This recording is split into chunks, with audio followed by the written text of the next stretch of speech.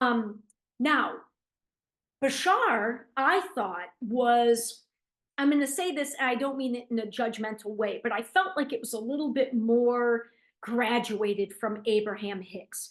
With Abraham, when people would take the hot seat to ask Abraham questions, there was a large proportion of people who really tell me how to earn more money, tell me how to get more material things. Again, I'm not poo-pooing that. I just am not somebody that is motivated or excited about material things and money per se. I am much more interested in where Bashar seemed to take things and his audience.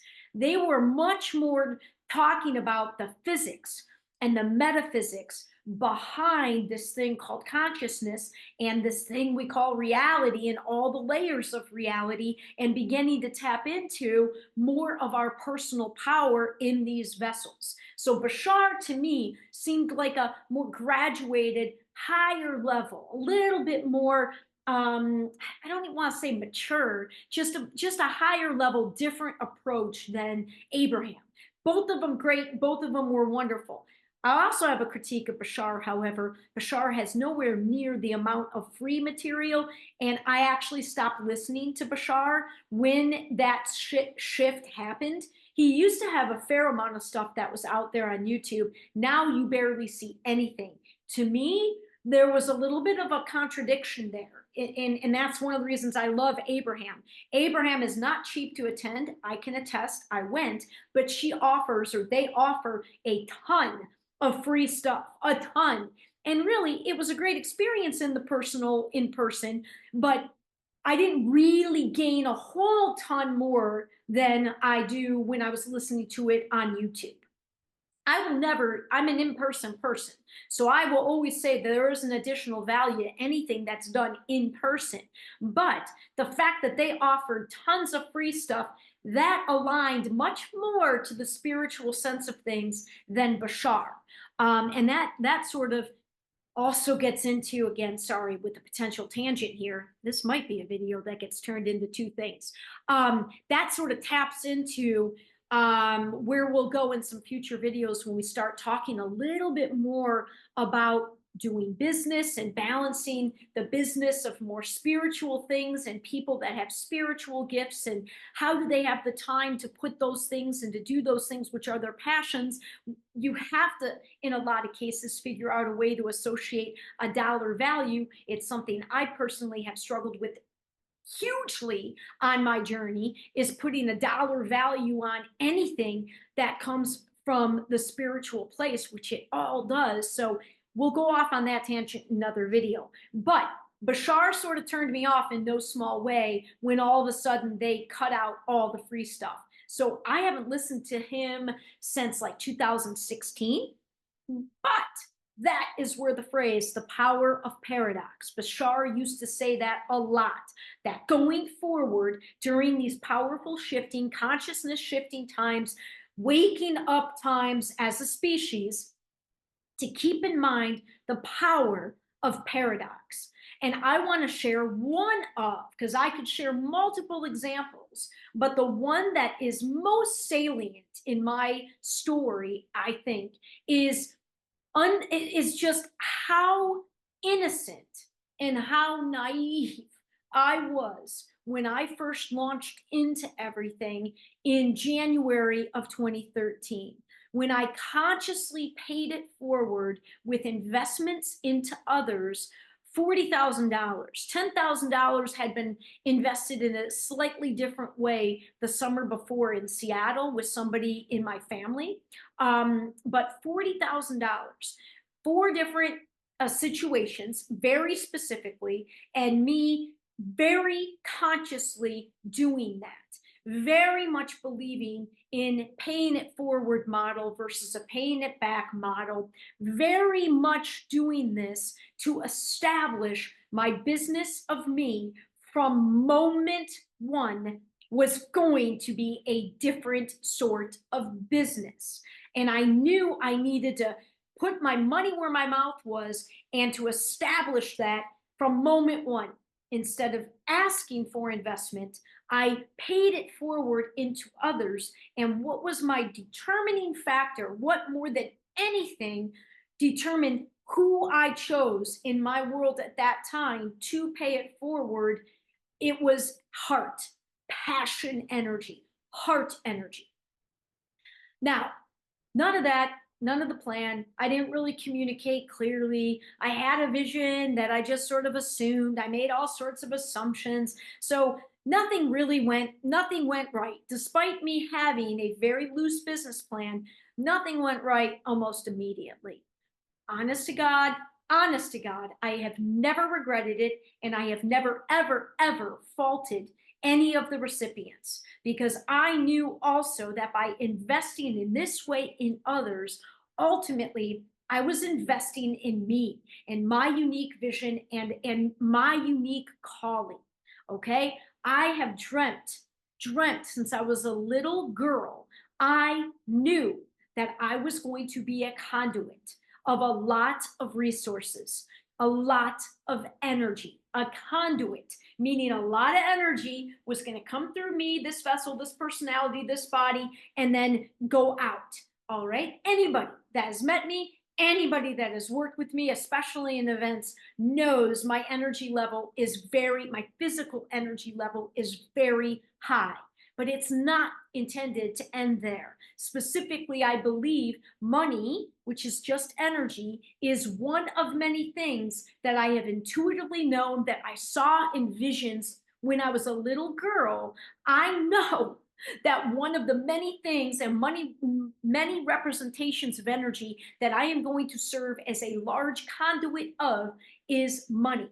And that all played into how and why I launched my business the way that I did.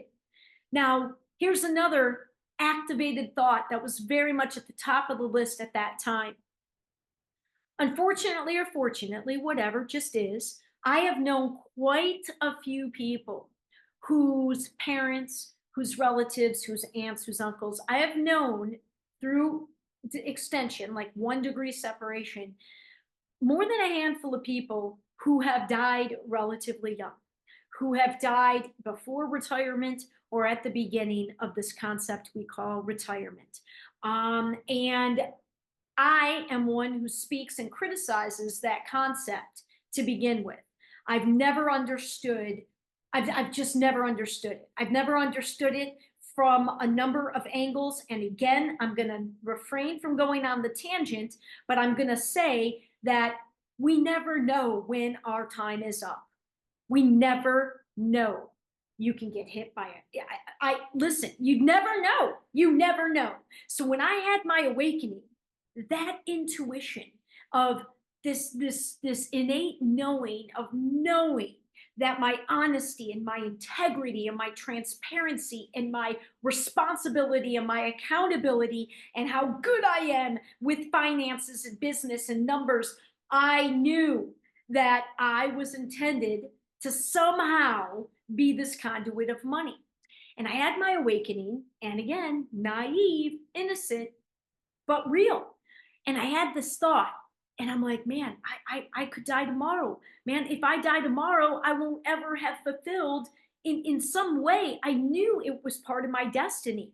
And in some way, I knew I didn't really want to return to Earth School. I don't really like this particular time space dimension. I'm really eager for us to get to the abundant, cooperative, love based version of reality. I'm not a big fan of the separation and the fear and the matrix and the fact that we've been the way things and what we even live in has been so hidden from us. I certainly still don't know what the hell we live in, less now than I did 4 years ago. So I'm not real keen on returning if I have a choice at the soul level. I'd like to learn all the lessons that I'm supposed to learn and get done when I'm supposed to get done as Alyson Nouné, so I can take a life in another dimension the next time I come down in physical form, is my thought. So again, having watched people die early, having known people who committed suicide, having watched an aunt of mine, the closest one in my life was an aunt of mine dying in a head-on car accident at 42 years old. One of the most traumatic things of my childhood, to be honest, watching my cousins go through that, and my uncle lose his wife at 42. So I knew how precious life was, and how much we tend to take for granted as younger people, that we're going to be around forever. So I was like, fuck that. What can I do right now? And I haven't been very patient. I've grown to have more patience, but I've not had the most patience in my life. And at this point, I was 37 years old. So I'm like, man, I'm rocking and rolling. It's time to launch my company of me, go after the wildest of the dreams that I've seen since I was a seven-year-old little girl still living in Detroit. And this was how I didn't really have anything in myself to invest in yet. I didn't have a YouTube channel at that time. I didn't have anything. All I had was exceptional credit. Exceptional credit. And a network here in Sarasota of some people that were already doing some pretty awesome things entrepreneurially, and big, big hearts. So I took a leap of faith, and I paid it forward, and I paid it forward in these circumstances. And like I said, nothing went right.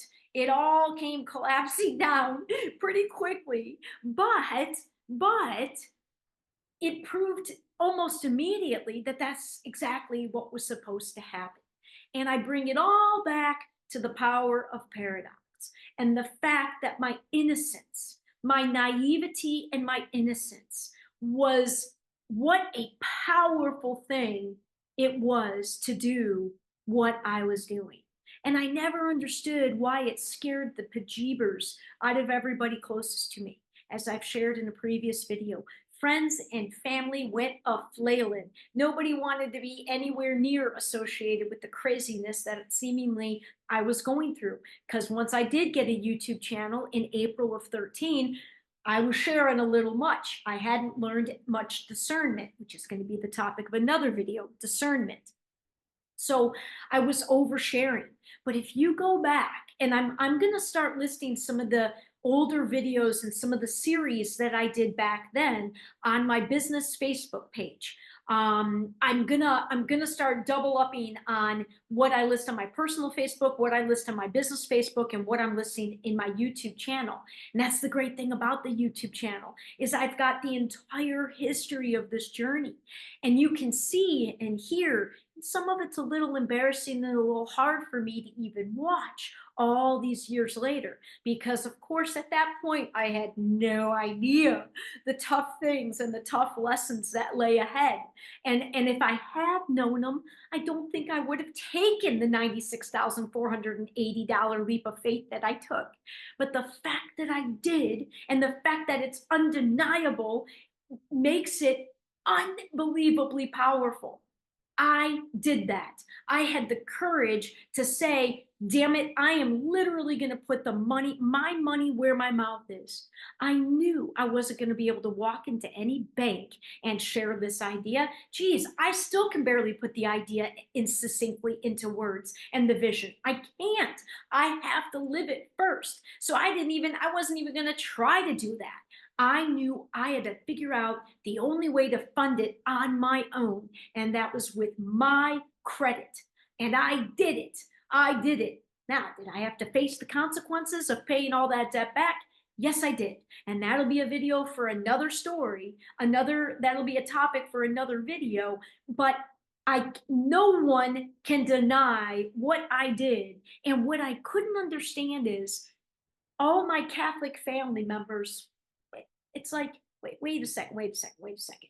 Even if I was naive and innocent, and you can call me foolish, you can call me dumb even, generous, compassionate, like not thinking of myself, selfless, like part of a team.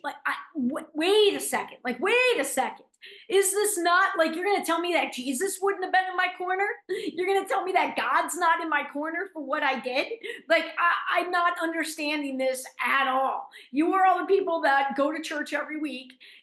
This is how you raised me. So yeah, you can call it naive, you can call it even unwise, but how is this net how is the net look at how you're looking at me crazy and bad? Where's the good part of this? Where's, like, because again, I'm pretty sure Jesus would be in my corner here and supporting me, and I'm pretty sure God is.